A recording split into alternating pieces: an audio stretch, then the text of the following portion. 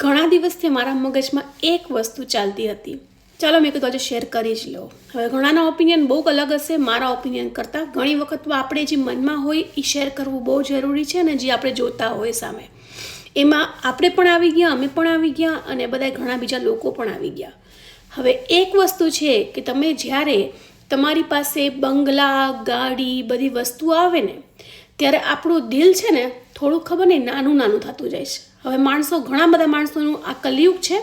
માણસોનું દિલ નાનું થતું જાય. એક ઘર લઈએ, બે ઘર લઈએ, વાડિયું લઈએ, ફાર્મ લઈએ, પણ ઘરમાં કોઈને ચાઈને રકાબી ના પૂછે.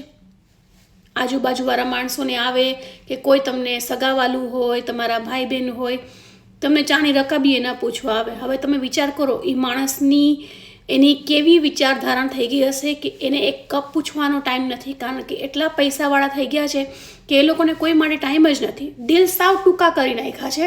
બસ પોતે પોતાનામાં ખુશ છે, બીજા કોઈની પૈડી નથી. ગમે એટલું કોઈએ કર્યું હોય પણ કોઈની કાંઈ કિંમત નથી.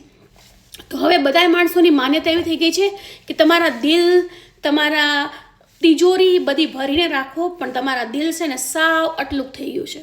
ખાલી તમે તમારા માટે જીવો છો, પણ કઈ દુનિયામાં શું થાય છે તમને કંઈ પણ લાગે વળગે નહીં.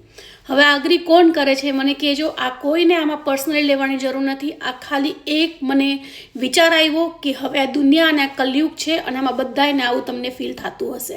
ઘણા લોકો તમારી લાઈફમાં હશે એવું ફીલ થતું હશે, અને ઘણા લોકો એવા પણ છે કે જે દિલદાર છે, જે લોકો પાસે કાંઈ પણ નથી પણ એ લોકો એટલા લોકોને લુક આફ્ટર કરે છે, ધ્યાન રાખે છે, આવે છે, જમાડે છે.